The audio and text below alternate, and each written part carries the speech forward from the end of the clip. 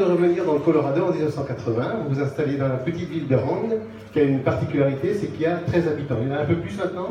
Ah non, en fait, on a 12 maintenant, parce que moi, je suis vous êtes petit. là. Voilà, d'accord. Bon, je corrige cette erreur.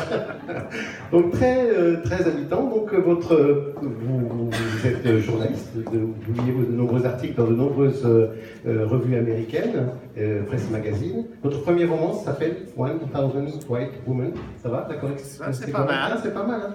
Donc, c'est l'histoire de femmes blanches livrées aux Indiens par le gouvernement américain pour partager leur vie. C'est un ouvrage qui est publié en 98 aux États-Unis, qui rencontre immédiatement le succès. Et en France, vous êtes très aimé, et d'ailleurs, vous rendez bien ça à la France, d'ailleurs, puisque vous êtes aussi très amoureux de la France.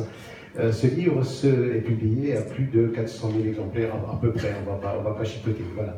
Et votre second roman s'appelle The White Girl, qui paraît en 2005, et qui cette fois raconte l'histoire d'une Apache enlevée à sa tribu en 1932. Voilà. Donc vous êtes très imprégné de la culture amérindienne. Voilà, on en parlera aussi tout à l'heure. Et puis, vous publiez 16 ans après, votre premier roman, 16 ans après, donc 1000 White Women, vous publiez la suite 1000 femmes blanches. Vous avez déclaré dans la presse que jamais vous ne donneriez une suite à votre premier ouvrage. C'est fait. Alors, pourquoi? Ça, c'est une bonne question, je ne sais pas. Je trouve que les romans arrivent quand ils arrivent et on ne peut savoir jamais quand ça va être. Et j'ai jamais eu l'intention comme j'ai dit plusieurs fois, c'est toujours la première question que les personnes me demandent, les journalistes et les libraires, et le public, les lecteurs, pourquoi on a j'ai attendu 16 ans de faire la suite. En fait, je n'étais pas du tout fan, comme disons, des suites en général, parce que je trouve qu'ils sont presque toujours moins bien que l'original, parce que ou ils sont perçus d'être moins bien, parce que les lecteurs ils ont des attentes pour des suites. Ils veulent retrouver les personnages qui ils ont attaché à l'époque de lecteur. Et souvent, ils sont plus là dans les suites. Et surtout à 1000 femmes blanches, parce que à la fin de 1000 femmes blanches, c'est pas très gai et on n'a pas beaucoup de survivants, en fait. Mais c'est pas à dire que c'est un roman complètement déprimant non plus, parce je trouve qu'on a assez d'humeur et de joie dans le livre aussi. Et dans celui-ci, La vengeance des mères aussi. Et donc, c'était juste après La fille sauvage, comme vous avez dit, monsieur, après avoir écrit 2 romans au sujet des Amérindiens, j'avais des autres projets en tête. Surtout mon roman sur ma famille française, Marie-Blanche, qui m'a fait 7 ans d'écriture, recherche et d'écriture, et pendant une période assez douloureuse dans ma vie avec le cancer de ma femme,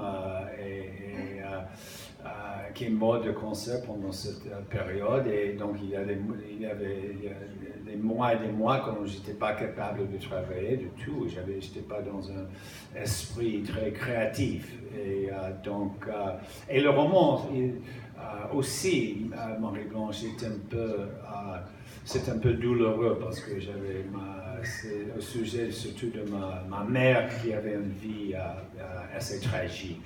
Bon, et après ça, parce qu'il a fait beaucoup de temps et beaucoup d'émotions pour l'écriture, c'est très personnel, évidemment, Marie-Blanche. Je voulais écrire quelque chose de court et direct, dans un style un peu différent, et j'ai tombé sur cette jeune artiste peintre à Montparnasse dans les années 20, les années folles à Montparnasse, et j'étais fasciné par ce personnage. J'ai fait beaucoup de recherches sur elle, sur sa vie. C'est un jeune artiste peintre, et j'ai écrit Crisis. Et puis après la sortie de Crisis, en 2013, j'ai fait un voyage dans ma caravane avec mes chiens, comme j'adore le faire. Et je suis allé voir encore les grandes plaines où sont passés les événements de Mille Femmes Blanches, où ont vécu encore et toujours la tribu Cheyenne. Et je suis allé dans la réserve encore après 20 ans. En fait, j'ai commencé les recherches de Mille Femmes Blanches il y a 25 ans. Et je voulais voir un peu comment c'était sur la réserve. Et forcément, j'ai commencé de penser à mon roman, mes personnages, mes survivants. Je me demandais, mais qu'est-ce qui s'est passé avec ces femmes? Où sont-elles maintenant? Parce que le roman, c'est vrai, le roman s'est terminé, mais la vie des Cheyennes et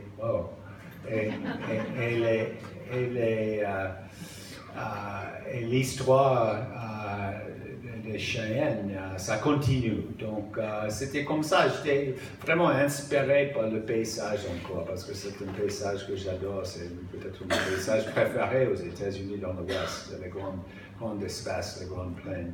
Et j'ai fait beaucoup de travail dans ma tête pendant ces balades en voiture avec mes chiens et toute seule. Et c'était comme ça qu'il est né l'idée.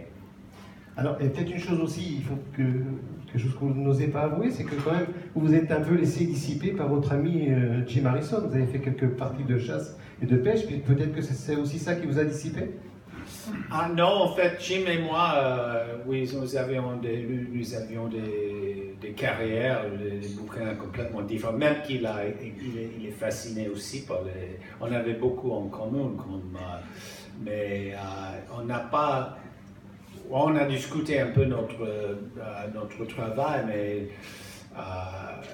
pas tellement, en fait. On était amis parce qu'on avait beaucoup d'intérêts en commun, c'est ça. On a fait la pêche ensemble, on a fait la chasse des gibiers à plumes avec les chiens, et on a adoré les chiens. Et lui, il m'a inspiré dans ma carrière parce que j'ai vraiment admiré Jim qu'il a fait après des années de gagner une vie très modeste comme poète même. Juste le fait qu'il a gagné une vie comme où il a enseigné 1 ou 2 ans, je crois, à New York quand il était jeune. Mais j'étais vraiment, j'ai bien apprécié le fait que Jim, il était un vrai écrivain dans son esprit. Et il n'avait pas un boulot dans l'université où il a écrit ses romans pendant l'été. Et ça, je comprends parce que c'est pas une façon facile à vivre. Et moi aussi, je voulais pas être prof. Je n'étais pas capable d'être prof, en fait. Donc, c'est pour ça que j'ai passé 10 ans comme prof de tennis, parce que c'est tout ce que je savais faire, sauf d'écrire. Et puis j'ai passé 20 ans comme journaliste avant de sortir mon premier bouquin. Alors, on va revenir au cœur de votre livre. Petite question préambule. Pourquoi cet intérêt, j'allais dire, quasi ethnologique à la culture indienne, alors que vous dites vous-même que les Américains ne connaissent rien à la vie des Indiens? Oui, ça c'est vrai de la plupart des Américains qui habitent surtout dans l'Est et dans Los Angeles, New York, des endroits comme ça, qui ne connaissent rien de la vie des Amérindiens. Mais moi, j'ai vécu presque tout, sauf ces 10 ans. Et en fait, c'était pas du tout. J'ai passé 3-4 ans en Floride pour enseigner le tennis, et puis j'ai enseigné le tennis dans le Colorado. Donc, je suis allé à l'université dans le Colorado. J'ai beaucoup voyagé dans le Colorado pour faire la pêche surtout. Et c'est impossible de voyager dans l'ouest des États-Unis sans passer par la réserve des Indiens. C'était toujours comme quelque chose qui m'a fasciné comme jeune homme, comme gamin. Quand je suis allé avec mon père, on a passé par la réserve et j'étais choqué de voir comment ces gens étaient en train de vivre la pauvreté.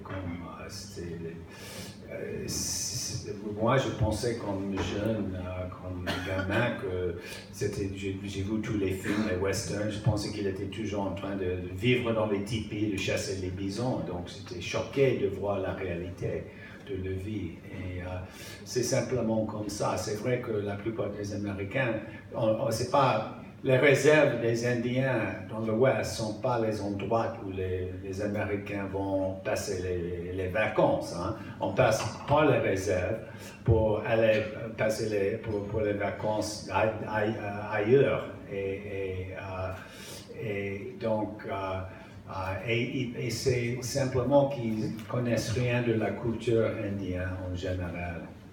Non, je ne vais pas le... On va remplir, non? Ah bon? Oui. Ouais, pourquoi pas?